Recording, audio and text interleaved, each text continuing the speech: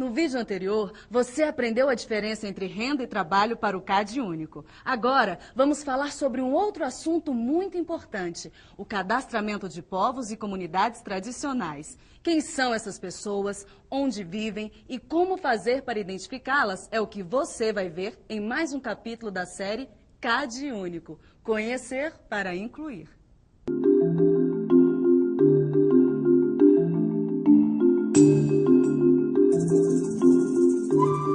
O Brasil é um país amplo e diverso física e culturalmente. Muitos grupos sociais formam a população brasileira e ainda que todos e todas sejamos brasileiros, cada grupo possui características próprias, em virtude da sua origem, localização, história e identidade comuns. Os povos e comunidades tradicionais são populações que vivem de uma maneira diferenciada, ocupam e usam terra e os recursos naturais como instrumento para sua reprodução cultural, social, religiosa, ancestral e econômica.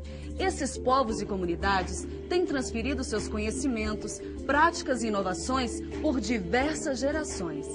São eles os pantaneiros, os extrativistas, os ribeirinhos, as mulheres quebradeiras de coco babaçu, os pescadores artesanais, os seringueiros, os caiçaras, os quilombolas, os povos indígenas, entre outros.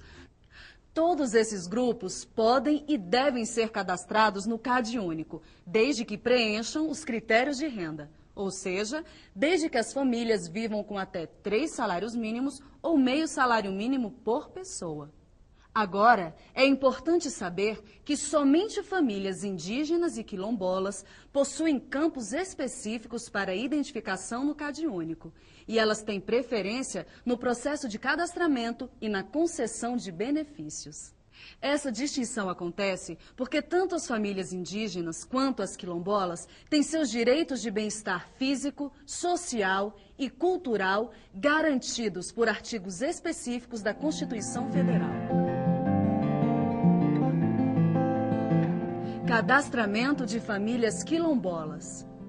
As comunidades quilombolas são grupos com identidade cultural própria. Elas se formaram ainda no tempo da escravidão no Brasil. São símbolos da resistência a diferentes formas de dominação. Essas comunidades mantêm forte ligação com sua história e trajetória, preservando costumes e cultura trazidos por seus antepassados. Quilombola é a pessoa que se declara pertencente a esse grupo. A sua autodeclaração está garantida por lei. Hoje existem aproximadamente 100 mil famílias quilombolas em áreas rurais e urbanas. Elas vivem em quase 3 mil comunidades espalhadas por todos os estados brasileiros, com exceção do Acre e Roraima. Muitas vezes essas famílias estão em locais onde faltam escolas, postos de saúde, emprego formal, habitações dignas, saneamento básico, meios de transporte e de comunicação. É para tentar mudar essa situação que o governo precisa conhecer a realidade dessas famílias, saber onde elas vivem, quantas são e quais as suas necessidades. Por isso, a inclusão das famílias quilombolas no CAD único é tão importante, para que políticas sociais adequadas sejam elaboradas para melhorar as condições de vida desses grupos e garantir o seu bem-estar. A localização das comunidades quilombolas é fundamental para o seu cadastramento. E essa é uma função do município. Ele deve recorrer a outros órgãos e instituições para ajudar na identificação desses locais. Muitas dessas comunidades se encontram em regiões distantes e de difícil acesso. Mesmo assim, o ideal é que a entrevista seja feita por meio de visita domiciliar, para evitar os custos de deslocamento dessas pessoas e para que o entrevistador conheça de perto a realidade delas. Veja agora a documentação necessária para o cadastramento das famílias quilombolas. Se o responsável pela família quilombola não tiver título de eleitor ou CPF, o cadastramento pode ser feito com a certidão de nascimento, de casamento, com documento de identidade ou com a carteira de trabalho. Quem não tiver registro civil de nascimento deve ser encaminhado para o Serviço de Emissão de Documentação Civil. A primeira via da certidão de nascimento é gratuita. Mas antes mesmo da realização da entrevista, o gestor municipal deve mobilizar as famílias e as representações comunitárias para explicar o processo de cadastramento. Nesses encontros, as famílias devem receber informações sobre o papel do entrevistador, quem pode e quem não pode ser cadastrado, quais programas sociais utilizam o CadÚnico, suas vantagens e tirar todas as dúvidas.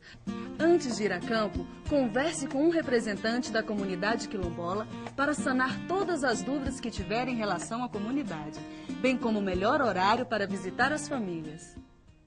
As famílias quilombolas têm campos específicos para sua identificação no formulário do CadÚnico. Veja agora como deve ser feito o cadastramento dessas famílias.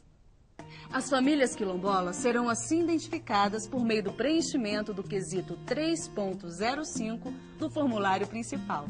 Se a resposta for sim, você não deve questionar nem pedir documento que comprove a declaração. No quesito 3.06, deve ser identificado o nome da comunidade quilombola. Para facilitar o preenchimento deste campo, é só imprimir a relação de comunidades quilombolas de seu município, disponível no site do MDS, e consultá-la quando for necessário. Lembre-se que muitas famílias quilombolas têm trabalho em algumas épocas do ano e em outras não. Por serem geralmente comunidades rurais, elas dependem do rendimento da sua produção agrícola. Portanto, a sua renda familiar varia muito. Para preencher o bloco 8 do formulário principal, você deve considerar o rendimento total que a família teve durante o ano. Atenção! A visita deve respeitar sempre o calendário de atividades da comunidade.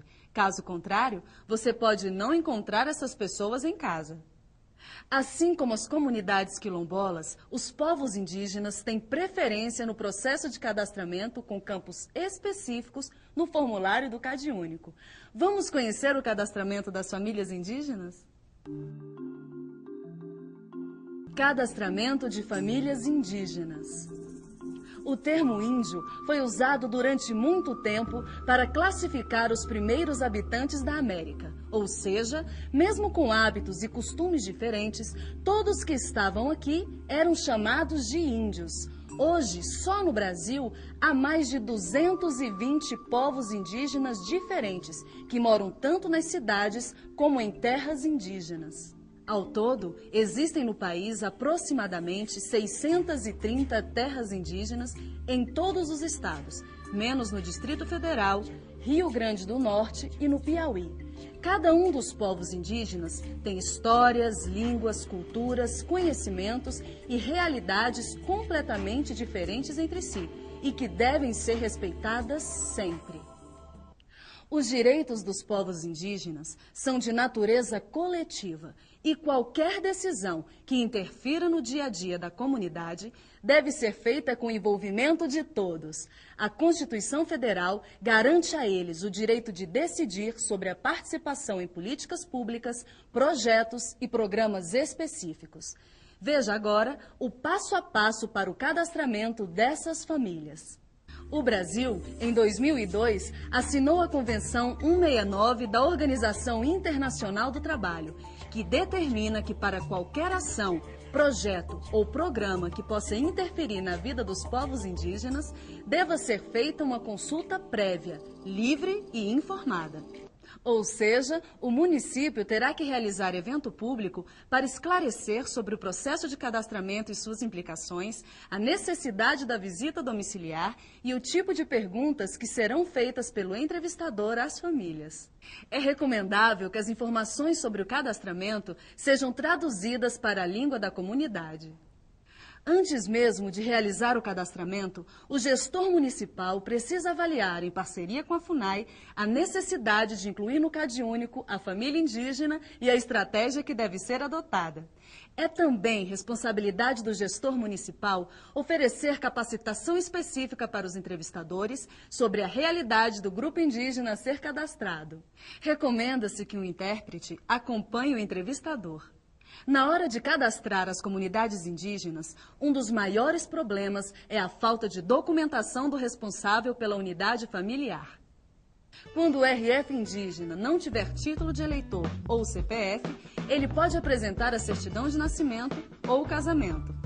Como vimos nos episódios anteriores, é aceito como documento de identificação a certidão do Registro Administrativo de Nascimento Indígena, a RANI, emitida pela FUNAI. Atenção, entrevistador! Se ele tiver os dois documentos, você deve dar preferência pela certidão de nascimento para preencher o bloco 5 do formulário principal.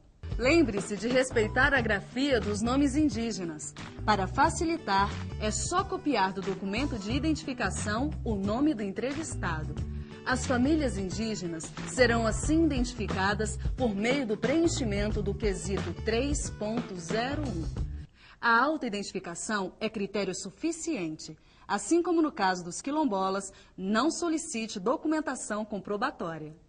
Em seguida, preencha o quesito 3.02. A que povo indígena pertence a família? Atenção!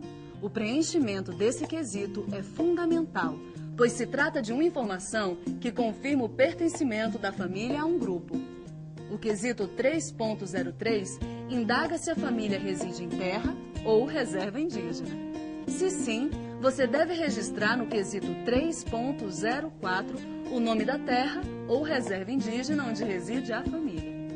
Você terá acesso a uma lista de povos e terras indígenas para ajudar a preencher corretamente os quesitos 3.02 e 3.04. O cadastramento é um direito dos povos e das comunidades tradicionais e você tem papel fundamental nessa história. Bons estudos e até o próximo vídeo. CAD Único. Conhecer para incluir.